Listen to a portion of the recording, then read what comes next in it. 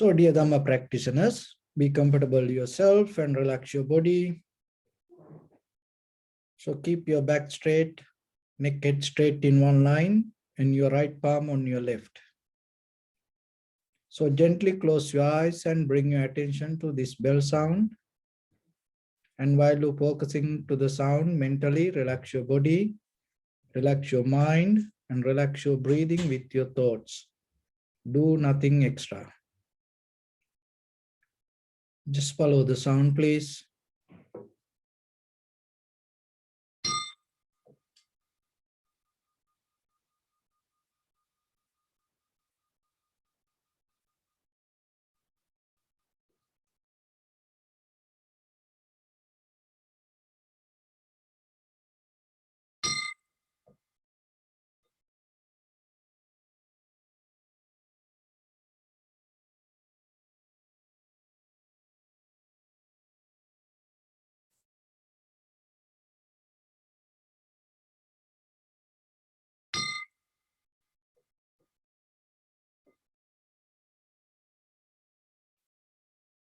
Namo tassa bhagavato arahato samma sambuddhassa.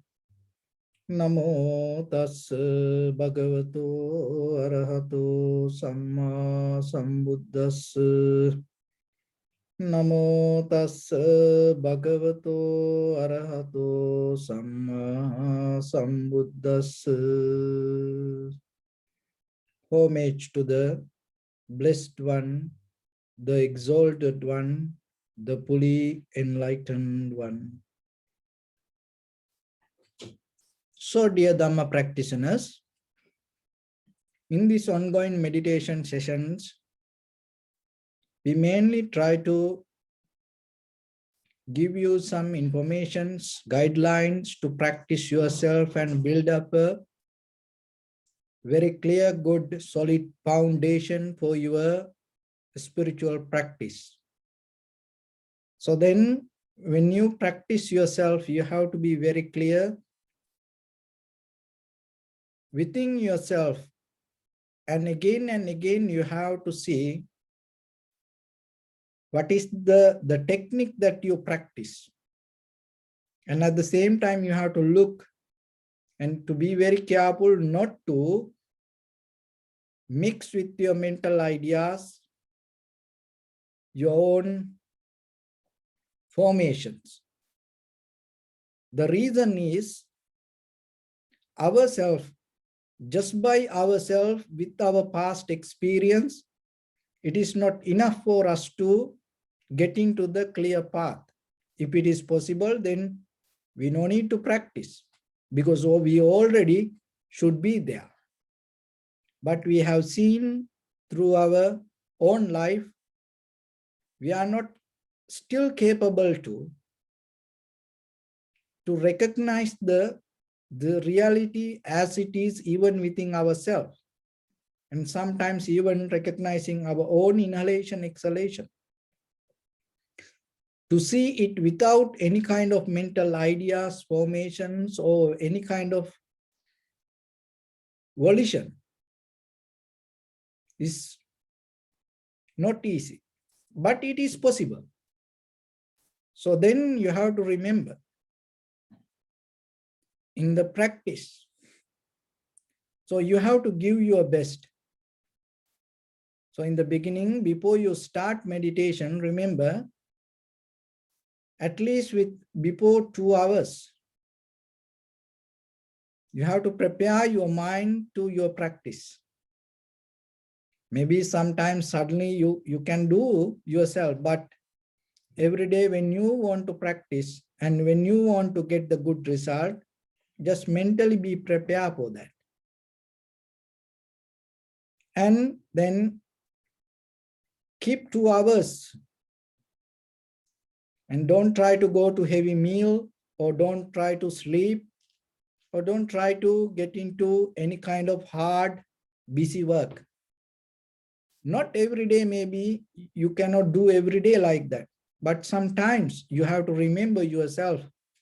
When you are mentally prepared for that, naturally these things can happen. Even you work even you eat, even you do some work, then you know before your meditation, you make it a little bit slow down.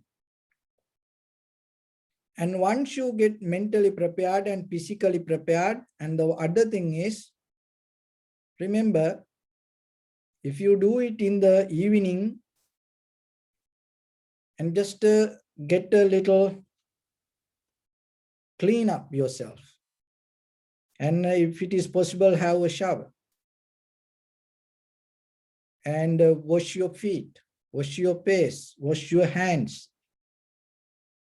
So it's give a refresh your mind and give a kind of like a physical environment and settle down to the posture.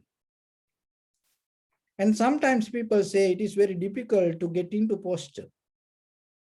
And one reason is because suddenly you try to sit and do it like that. Just imagine you're going to drive a vehicle. And then you go, and the very first thing, before you even start the vehicle, before you get into the road, one of the most important thing, you have to adjust your seat. And you have to make it comfortable to yourself. And you have to adjust the mirrors before you get into the road. Once you start to drive, you cannot do it. So like that, before you get into the technique, before you get into the practice, just give a little time to your posture. Physically, mentally prepare. And once you sit, if it is possible, you can select a same place. So this is once you start to practice, it is become more important for you. So keep the place for your meditation practice. And that place, keep it a little bit nice and clean. And then once you sit, so determine yourself and have the effort and bring some effort, physical, mental effort to your posture. Don't find easy ways. And some people say, oh, for meditation, forget about the posture, no need posture. And some people even say to attain to enlightenment, no need meditation. Some people say to attain to enlightenment, no need even the Dharma. Some people say attain to enlightenment, no need the Buddha. So it is up to them. So if anybody can attain like that way, that is good for that person. You know, we wish them the best. But for yourself, you have to say, if you want to get into that, if you couldn't get into the way that you want, then you have to find the way, what the Buddha taught. And then slowly start to get into the practice. Even the statue that you can see behind, it's just a mental image. And this is the best posture for the meditation. It's called the Samadhi posture, tranquility posture. So at least try to follow that mental image and try to get into that posture and see what is happening, what you can experience yourself. So the posture is, so in the beginning, mentally you prepare, and then the physically you prepare, and then the posture. Once you come to the posture, so you sit for meditation, and then one of the important thing, get out of the mental image that you carry regarding yourself. And the position that even at home, maybe you are the husband or the wife or the child or the friend or partner, so kind of like that. This is my house, so I do this, that. So once you sit for meditation, get out of that all. And you kind of like becoming a nobody. Rather than hold it to identity and becoming a somebody, just yourself. become a nobody. You have no name. You have no identity. You have no posture with the position. So just you have the mind to be aware about your primary mental object. That is it. Another thing is that whatever you have done and whatever you're going to do in the future, don't bring it to this meditation moment. Keep it there. It is very important and necessary for your life. But when you come to the meditation, just keep it there. Like your vehicle is important, your cycle, your bicycle, your motorbike is very important for you. It help you to go here and there. But you don't bring it to your bedroom. You don't bring it to inside your house. You put it in the garage or maybe driveway. Maybe you park it on the street. You keep it somewhere. But when you use it, you use it. So like then, whatever your plans, keep it there. When you sit for meditation, just come to the primary mental object and be with it. So that is make kind of like a mental discipline yourself. Those are things you have to knowingly understand by effort, consciously you have to do every day. Because if you don't do these kind of things and if you don't practice these kind of things, what happening, then your thoughts start to interfere with the practice. And then once you come to settle down, and then you keep the posture, and time to time you have to look into it. Why? Because physically we have habits. These physical habits deeply and hold us, and it is so strong. So the way we sit, the way we walk, it has a natural behavior to settle down itself. So maybe you think, if you go with the comfort and maybe you think you're practicing meditation and your posture is good, but slowly sometimes the posture start to find its own comfort zone and it go out of the alignment. So that's why time to time you have to look. Your back, neck, head straight in one line. And how is your head? Maybe if your head is too high, your chin too high, too low, you cannot get the sensation. Because our very purpose is recognizing the sensation in front of our nose and upper lip area. That's why we follow this all. To get into the right primary mental object. Because once you get into that, your practice going to become more easy. And then time to time you have to see, if you can't find the sensation, what you need to do, bring your upper body back and forth and find the right place. And maybe the head move up and down and find the place. So you have to adjust yourself. Once it there, maybe you just hold the head like this. 10 years, 20 years, maybe you keep practice, you cannot find the sensation. Mentally, always your busyness inside. But only thing what you have to do, half an inch, if you bring your chin down, you get the sensation. But why 10 years, 20 years, you cannot do it? Because mentally we caught up with the ideas. We don't want to observe, analyze, and recognize even our own posture. We don't want to look into us. And because of that, we miss the point. So that's why time to time you have to look yourself. And once you get into the posture and find the sensation, stay there. So inhalation, exhalation is a bodily action. Just allow it to happen, and when it happens, just recognize. And don't try to put your effort, and don't try to imagine about it. Don't try to think about it.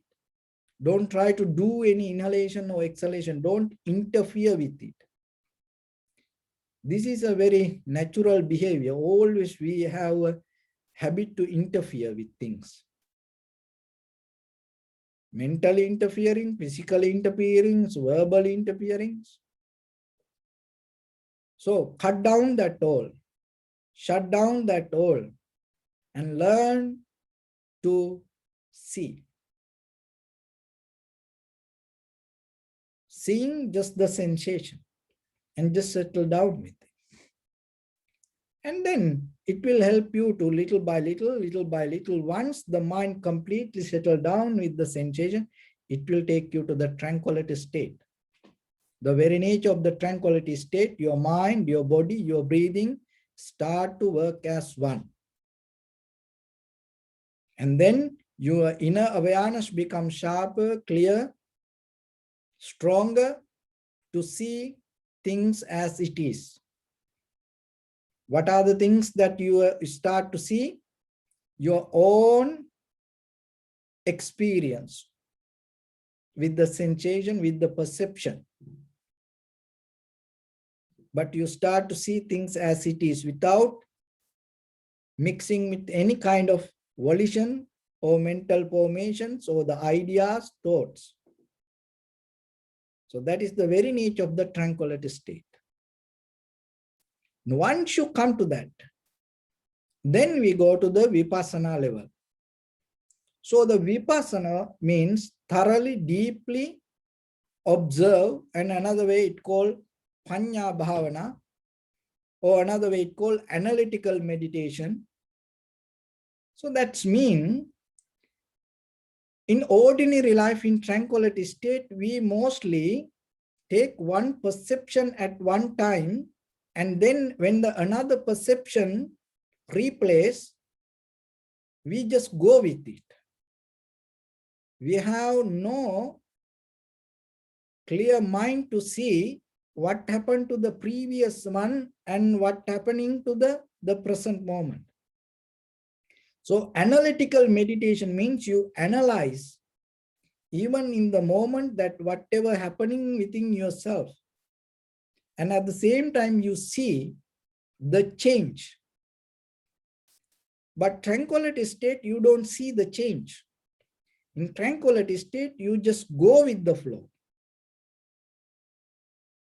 But in the vipassana meditation, you don't go with the flow. You allow to the flow happens, and you recognize the very nature of the flow. See, two different ways. Tranquility meditation, you go with the flow. The analytical meditation or the vipassana meditation is you recognize the nature of the flow. What is the meaning of flow? What is the behavior of the flow? What is the character? So for that, you cannot interfere with even the flow or even the change happening. You have to be aware yourself not to get into the change. Why? Because once you get into the change, you go with the change. Then you cannot recognize it. So you recognize the change and how things happening moment by moment, and at the same time, the recognizer, the observer, also change. So why it is happened? This is the reason. This is what the Buddha found out through the vipassana. The observer is a result of byproduct of the perception. Otherwise, the observer or the self or you is not beyond your perception. You are the result of your perception. So then when the perception change, observer come out of the perception, then how the observer can be permanent. So the perception, when it comes to your eye, ear, nose, tongue, body, mind, all the objects coming from outside, it's change. We all know that.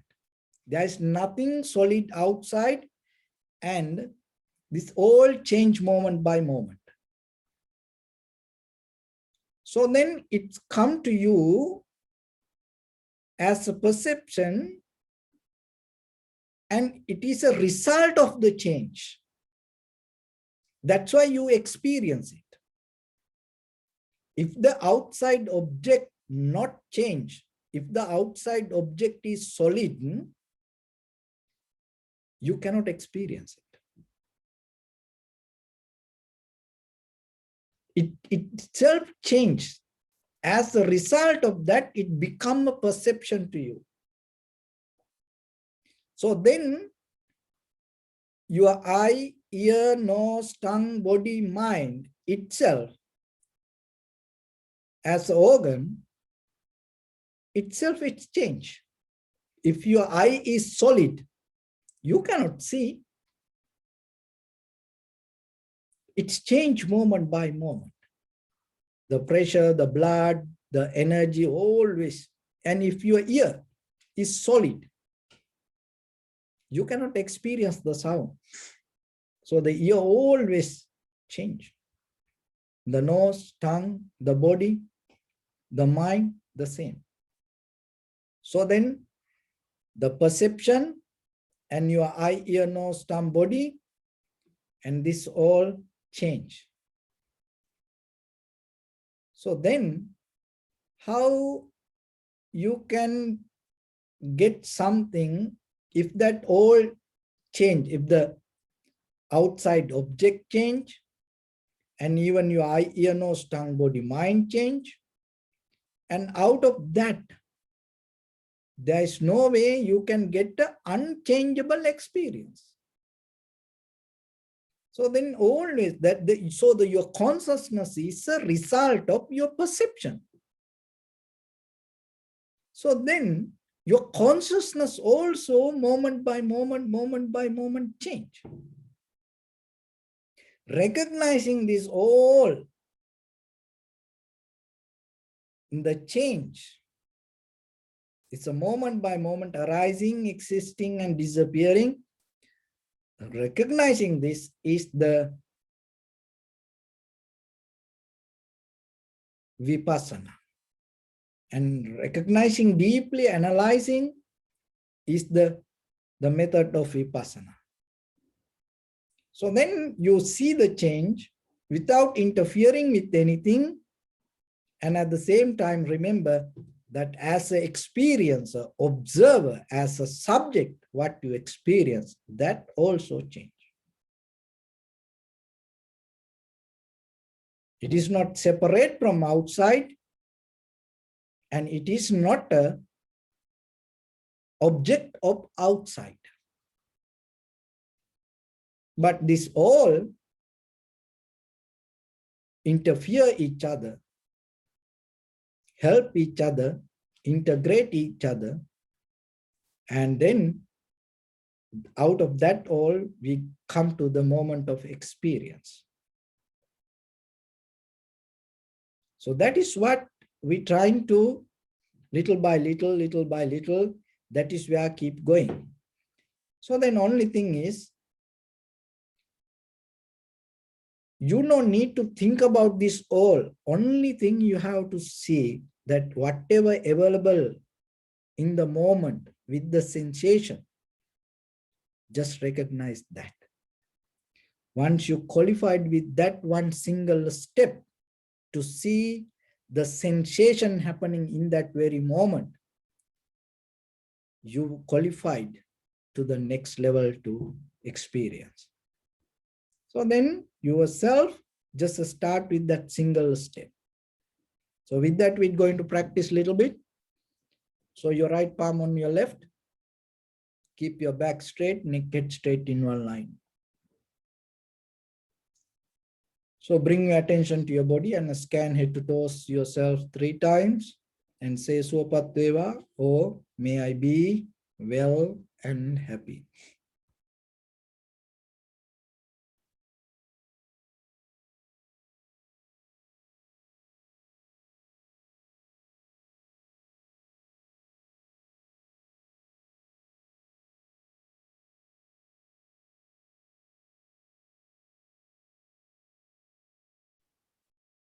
So bring your attention to the lower part of your body and see, is there any sensation, feeling you can recognize? Tightness, heaviness.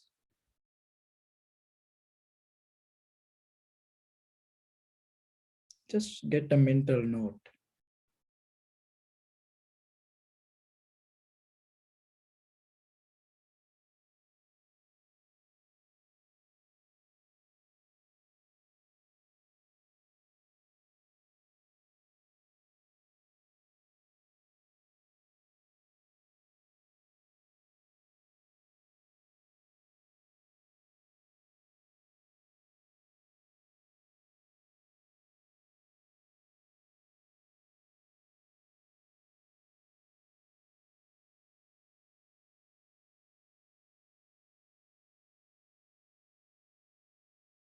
Don't change anything, don't comment, don't try to adjust yourself.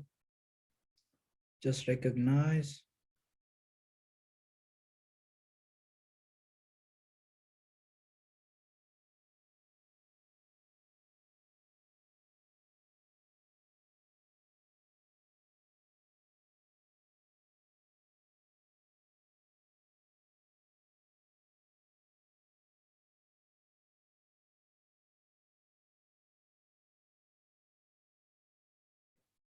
So bring my attention to your lower back area.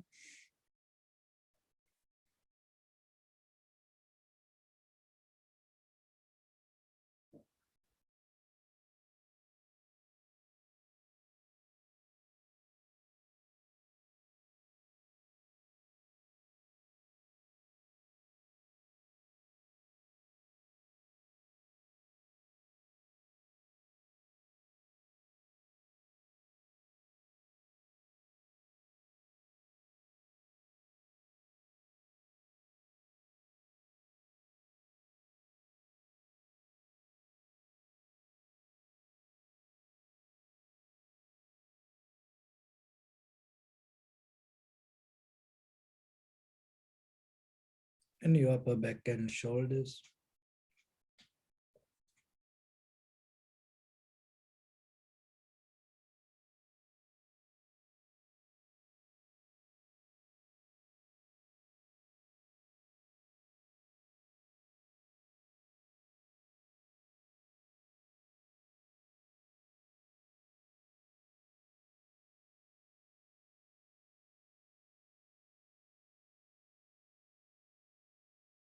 So bring your attention to in front of your nose and your upper lip area.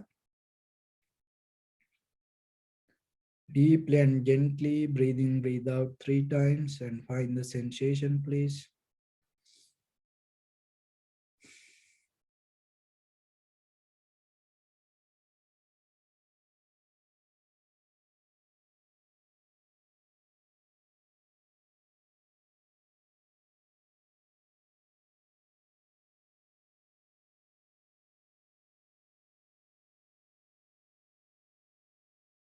So allow your inhalations, exhalations happen itself.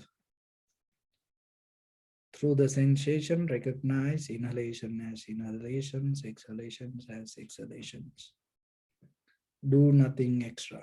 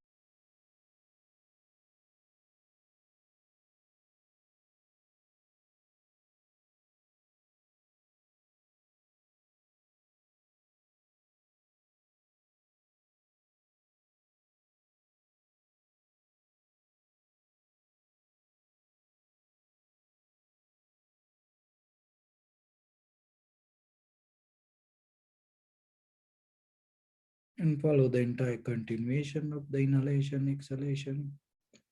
Knowingly, this is the beginning, this is the middle, this is the end of the inhalation, so exhalations.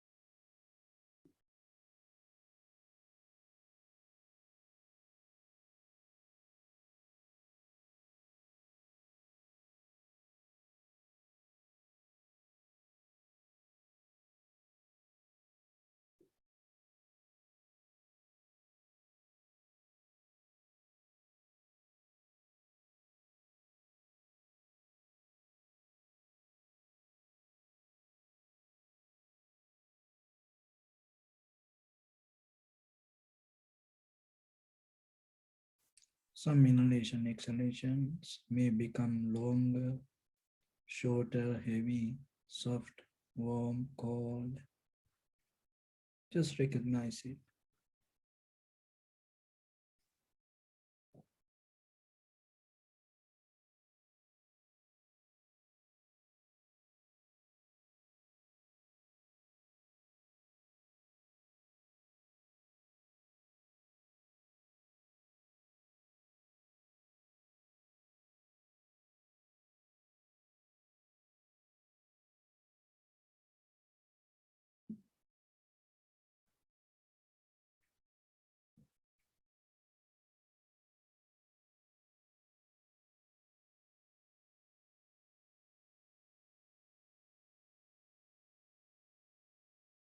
See how calming down your body inhalations happen, calming down your body exhalations happens.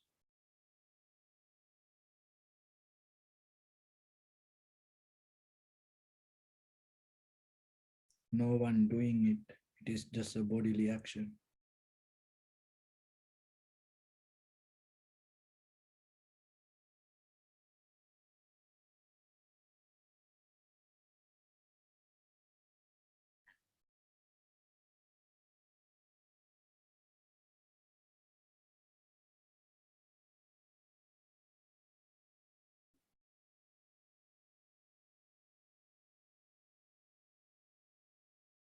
Calming down your mind, inhalations happen. Calming down your mind, exhalations happens.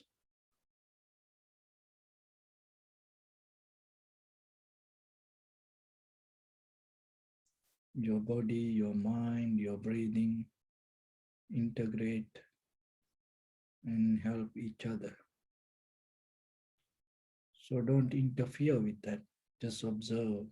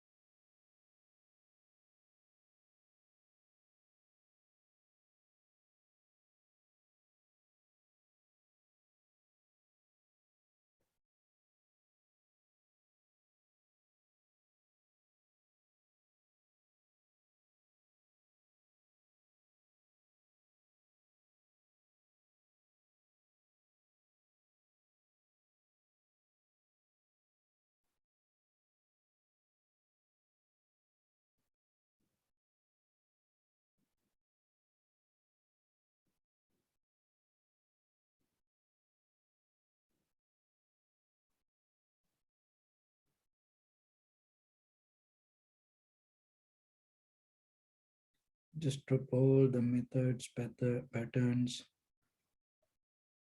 techniques, ideas, thoughts. Just simply observe the change and experience it. Don't try to verbalize your experience. Just see the change happening moment by moment. Your feelings or the sensation, thoughts arising, existing, disappearing moment by moment.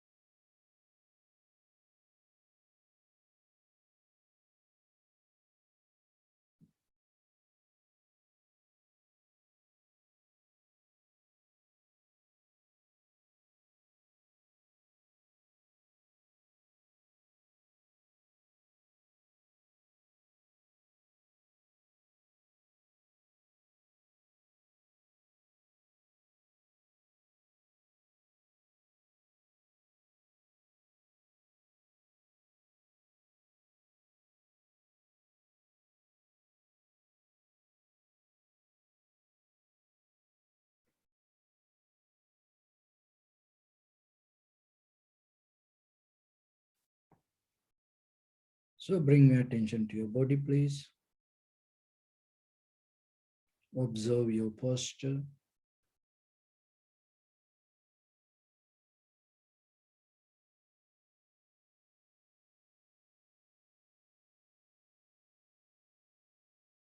We cultivate loving kindness and compassion in our heart and radiate it as a light through entire your compound, village, city, state, country, world,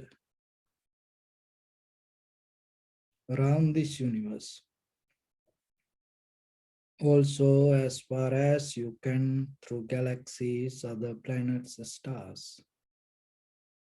Reminding yourself like this. With clear intention, mentally repeat after me.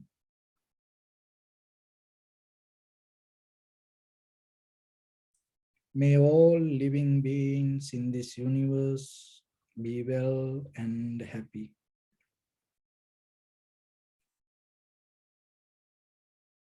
May everyone be happy and safe. And may their hearts be filled with joy.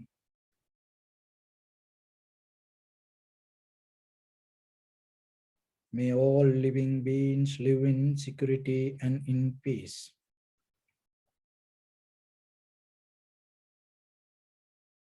Beings who are frail or strong,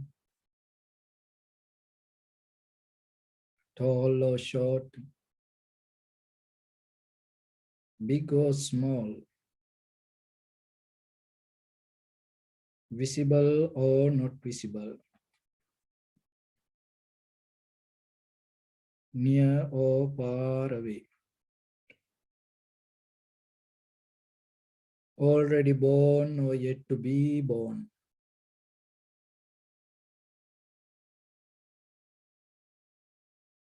May all of them dwell in perfect tranquility.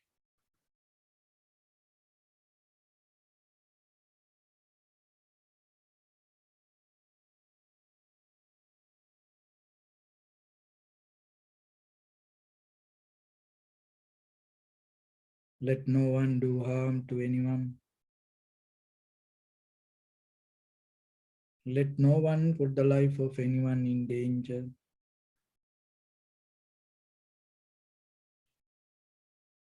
Let no one out of anger or ill will wish anyone any harm.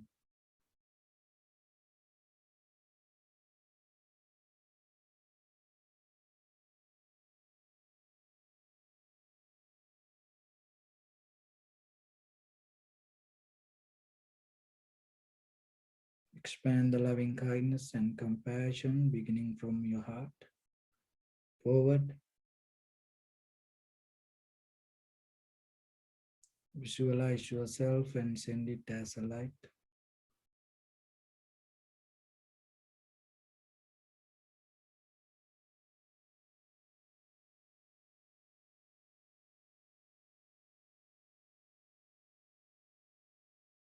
To your backside.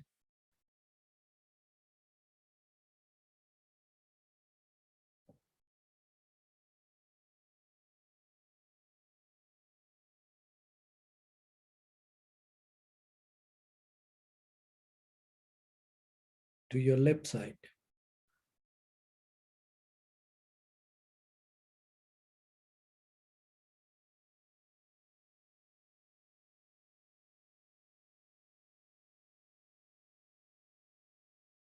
And to your right side.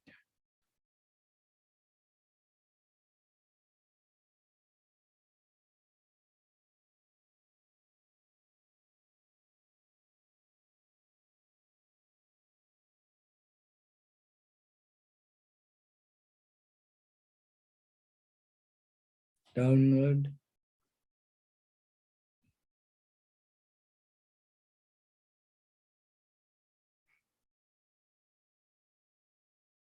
And upward.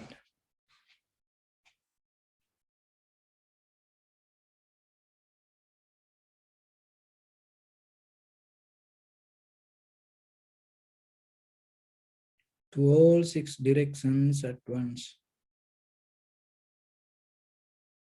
Like the moon, the sun, spread the light, spread the energy without any condition, without any limitation, without any resistance or without any judgment. Let your heart to shine with the loving kindness and compassion. From the bottom of it with the maximum effort to the highest. Wishing yourself, may all living beings in this universe be well and happy.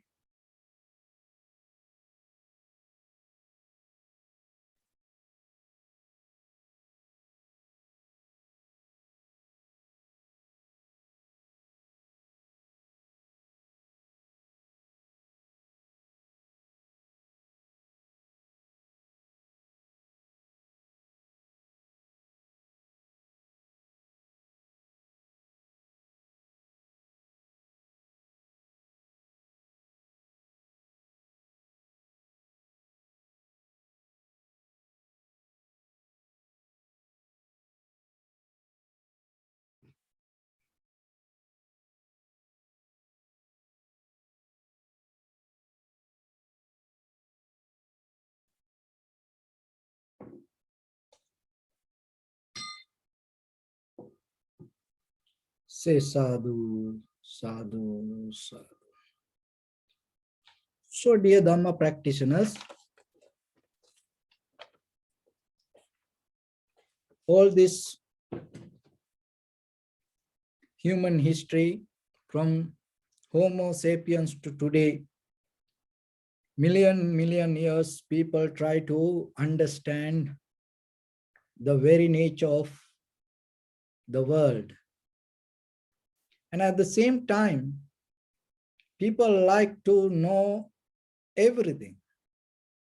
Even when it comes to the word everything, and sometimes we equalize that word to universe. But as you know, the universe came out of combined different parts. And then there is no limit with the universe. So then if you equalize the everything to the universe, then everybody knows nowadays the universe means it's nothing. There is nothing called something universe that permanently exists. It's the gas, the flow of energy. And scientifically, you can bring some kind of names. So then, there is nothing that you can gain as a solid, permanent, formally exist universe. So then, that everything equal to nothing. So then what you experience as everything, what you mean by everything is very limited to your own experience. For a child, everything is different. For a teenager, what is everything is different. For an elder, everything means it's different. And even person to person ourselves, that what we know as everything, and maybe the scientists know as everything, and maybe the doctors know as everything, politicians know as everything is different. Why that difference come? Because according to our personal experience. So then according to the Buddha's teaching, everything equal to your mind, not the universe. So then the mind means what? The mind means how the mind comes. So the mind means the result of your perception. What you see, what you hear, what you smell, what you taste, what you feel, what you think, and what you hold or what you memorize, what you repeat in your mind is your mind. So that is your everything. And then why there is no limit for the everything? When it comes to everything, that there is no limit. Because eons by eons, what you experience through your eye, ear, nose, tongue, body, mind, there is no limit. And through the samsara to the future, eons by eons, what you experience, there is no limit. Then what you name as everything for today, going to change by tomorrow. And what you are everything for tomorrow, going to change by next year. What you know as everything in this world, going to be changed according to your next life. So then, rather than projecting and looking and searching and waiting for the outside perception, if you start to look into your inner experience, or if you start to look into your mind, the behavior of the mind and the nature of the mind, it will start to show you a path to recognize everything. So once you know yourself, will take you to know about others and about the past and about the future. And that will take you to know everything. So nothing wrong looking at the stars, looking at the universe. It's nothing wrong. Look at the Mars and the listening to the voice of the sound of the Mars or the landscape of the Mars. Nothing wrong. It's good. Even far away through Hubble's telescope, scientists try to look into even many, many billion light years away through this universe. Nothing wrong with that. Even you can enjoy it with. That when you tune to the NASA live stream, you can enjoy it yourself. There's nothing wrong with that things. And the Buddha's teachings never go against it. But the thing is that this is the problem. This is the question that you have to ask yourself. And this is the wisdom that you have to gain. What is that? Nothing wrong, look at the sky. Nothing wrong, look at the stars. Nothing wrong, enjoy the outside world. If you can keep the balance with your foot. Just imagine. You look at the sky and enjoy the stars, but if you slip your foot, what will happen to you? What will happen to the beauty that you keep observing? It's nothing wrong, you enjoy the outside world, but if you fell down on your own bathroom, that's a problem. You know, if you slip your foot, if you go out of the balance yourself, what will happen to the beauty, the enjoyment you gain out of the world?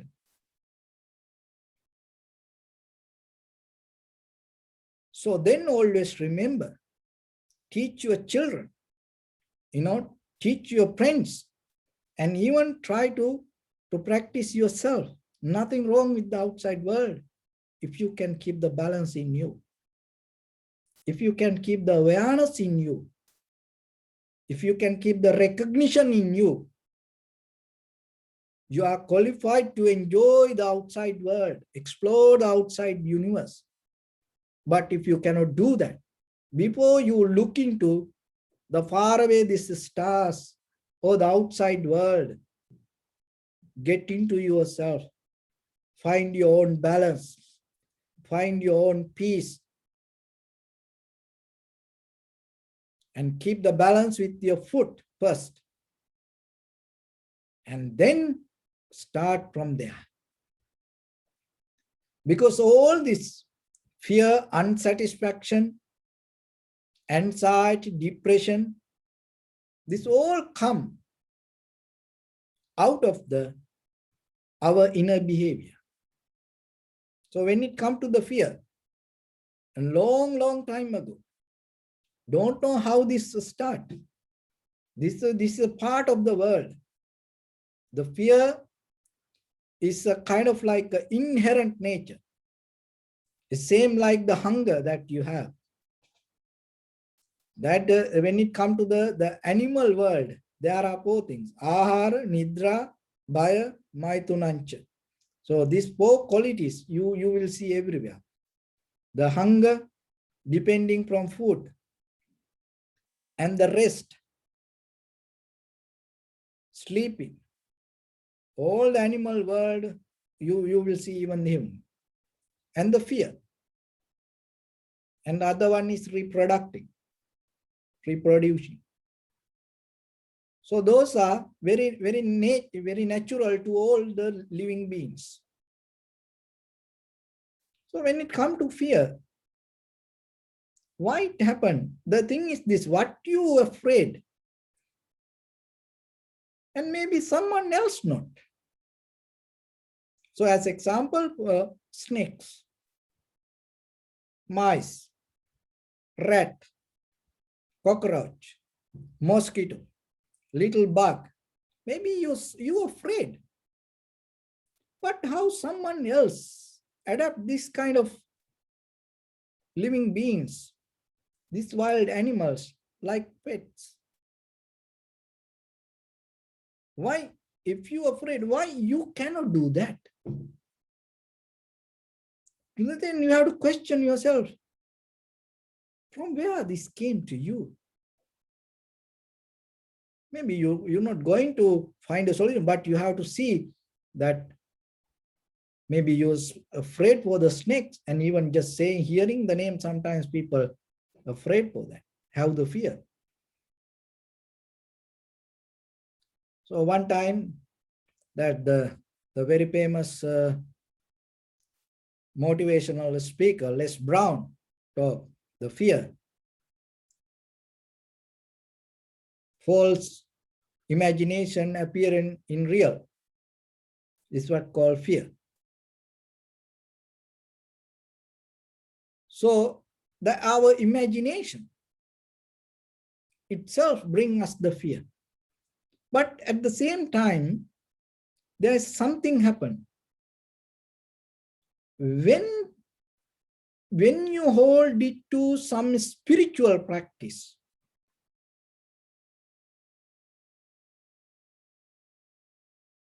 you can handle that fear.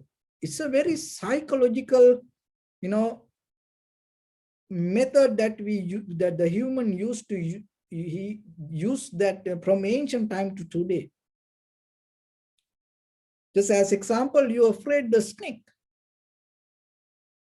But when it become a kind of part of the spiritual figure, and then you worship it. Sometimes if the snake in a holy place, you appreciate it. And in the Eastern countries, many gods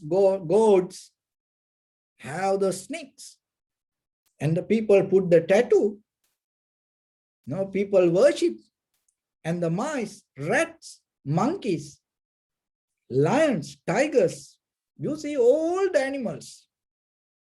And it's kind of like a part of the kind of like a different spiritual groups.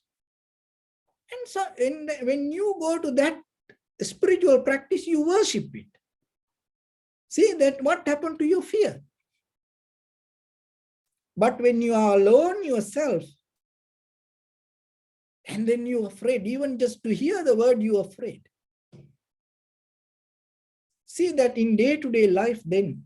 So whatever that you have the fear regarding anything, remember, if you start to develop some kind of spiritual practice with that fear, what will happen? That fear going to go away.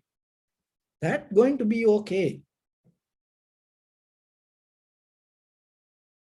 So then when there is a fear, that's mean sometimes you miss some kind of spiritual practice in that part. That's why maybe because when it is in the temple, when it is in the mandir, when it is next to the God, you worship, but when you're alone, you're afraid. So then in day-to-day life, how you can recover from this? So why you see that animal or whatever, even the weapon, all the gods carry the weapons, and in ancient times, gods they are the one who invented the war. Then today people talk about this, machine guns, and they don't like it. But when we look at the human history, bow and arrow, and the people worship, it's a part of the God. And then you don't think, but it gave the influence to today, this mass weapons. See that when it is next to the God, and if there is a rifle or the, and missiles held by the God, and then maybe you worship it. You don't go and fight with anybody to get out it from the society. See, when it become a part of the spiritual, people accept it. But it is outside. I just gave example. But when it comes to our inner, to work with your own fear, what you need to do. If anything you have afraid, if your children afraid for something, yourself afraid for something, when there is a fear, maybe by thought, the dangerous mistake is we try to handle with our own thoughts. Maybe that is not enough. That is where the fear become more stronger. So then from today, start to bring a spiritual backup. Keep something spiritual next to that fear. Then you will see what will happen. Little by little, when that your spiritual practice going to become stronger, the fears start to disappear.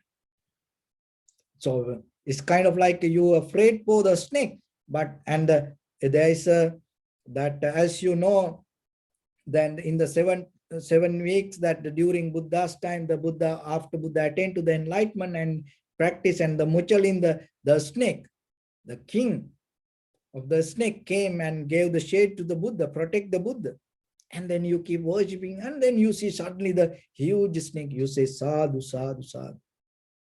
So see that what happened to your fear? Because when the Buddha is next to that, you don't afraid for the snake. Why? Because the faith regarding the Buddha is stronger than the snake. Then it disappears. So bring the same technique to your inner life. So whatever you have the fear, start to bring little bit spiritual practice and keep it next to you. Then you will say the fear going to disappear. There is no way the fear going to be there. So for that, in the beginning, you have to start with the loving kindness. Loving kindness regarding the all living beings, seen, unseen, born, unborn, all the living beings. Without any condition, without any limitation, at least 1 minute, 2 minutes every day, start to do that. Why? Because remember, the fear is in your mind. So then in the beginning, now you develop your mind. You have to purify your mind. You have to clean your mind.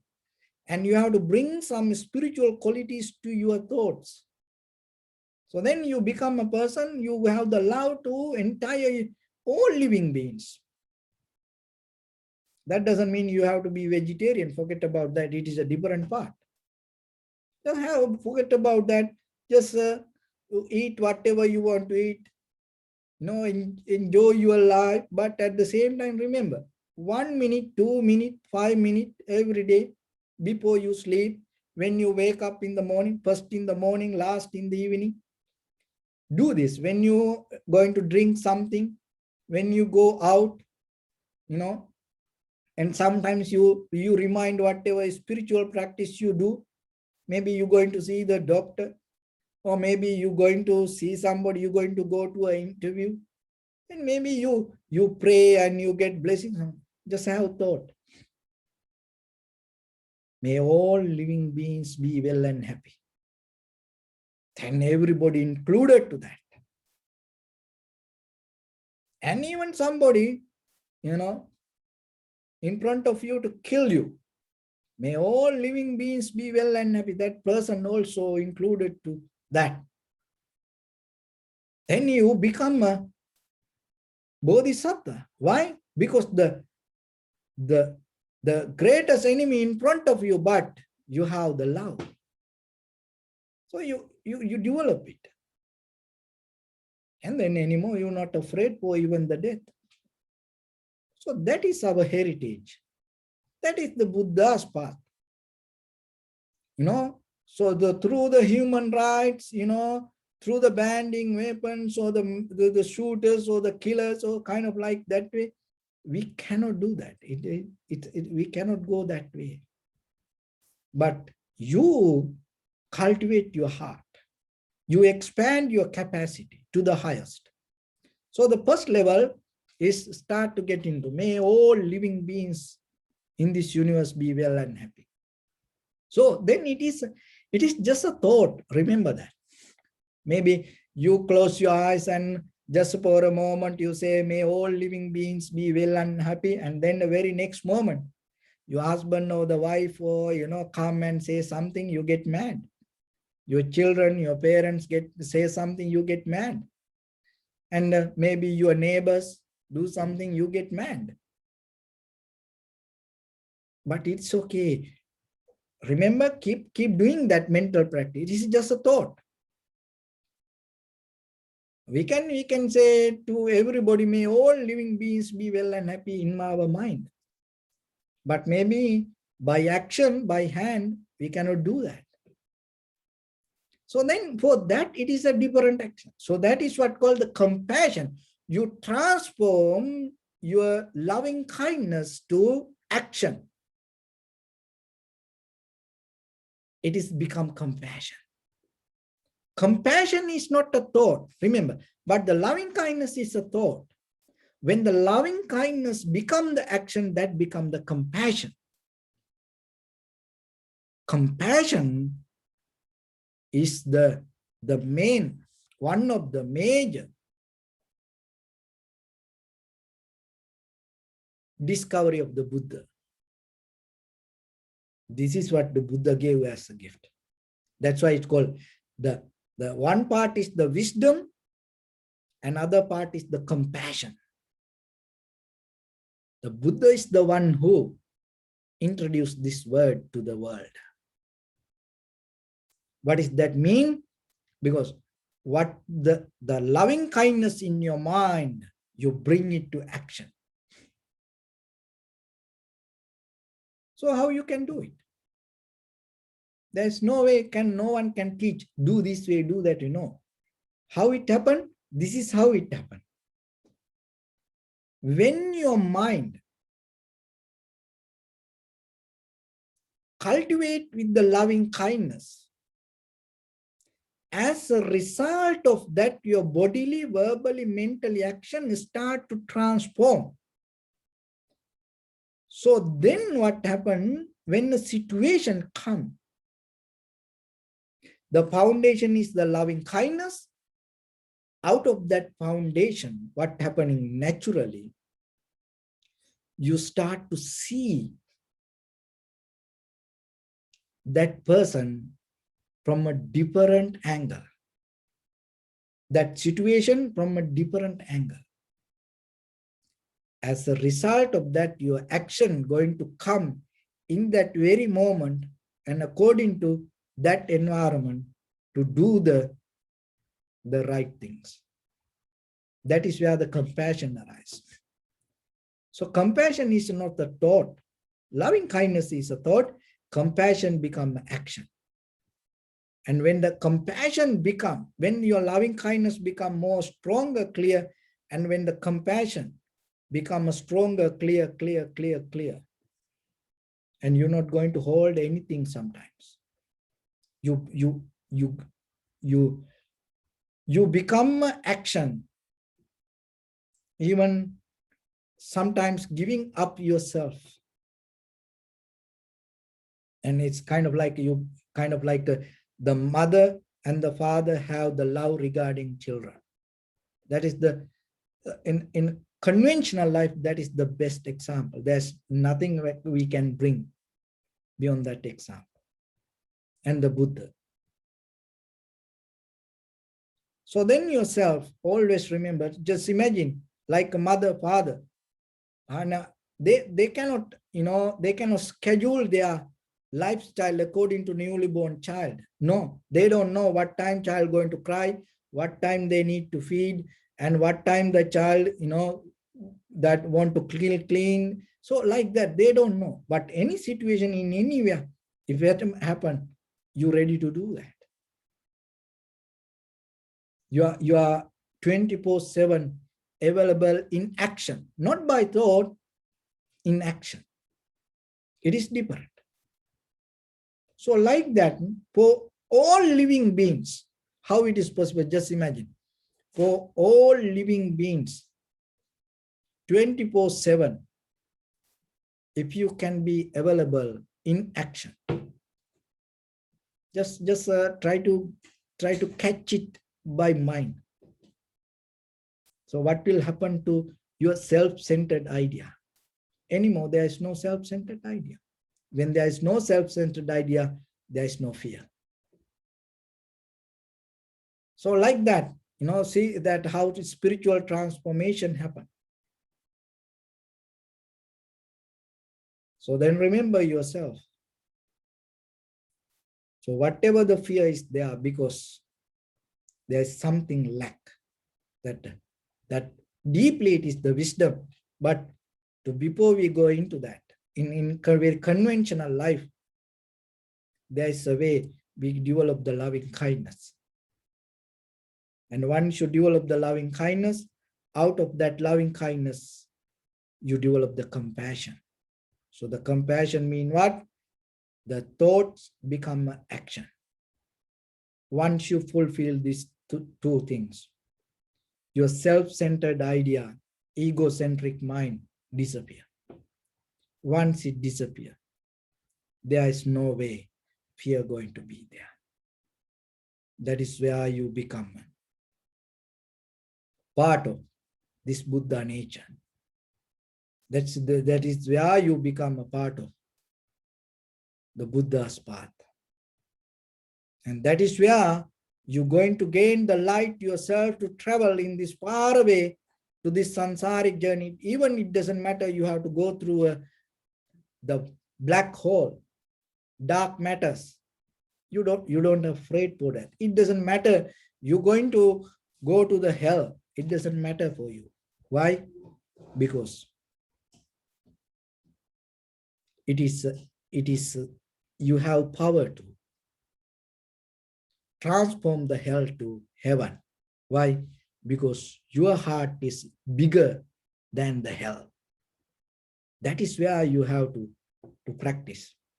That whoever give hard time to you, bothering to you, make you afraid, fearful, the reason is you in your mind you are smaller than that. But once you become bigger than it, anymore it's not going to happen. So then from today, work on your fear knowingly, with the loving kindness and with the compassion. When you complete that necessary limit within your own practice and in your own heart, with your bodily, verbally, mentally action, you become free from fear.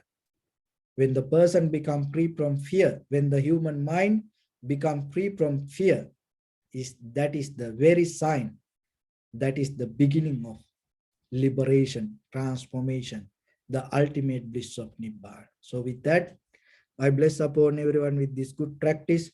May all of you be well, happy and peaceful. May no harm come to you. May no difficulties come to you. May no problems come to you. May you also have the patience, courage, understanding and determination to meet and overcome inevitable difficulties in your life. During this time period, may everyone stay healthy and safe. And finally, may all of you attain supreme bliss of Nibbana. Sabbitiyo vajjantu sabbarogo vinassatu mate bhavatantarayo sukhi digayuko bhava etavata cha ammehi sampadam punya sampadam sabbe devanumodantu sabba sampatti siddhya sabbe bhutanumodantu sabba sampatti siddhya sabbe sattanumodantu sabba sampatti siddhya Idammi punya kammang asavakkaya vahang hotu sabba dukkha pamuncatu. Bless you.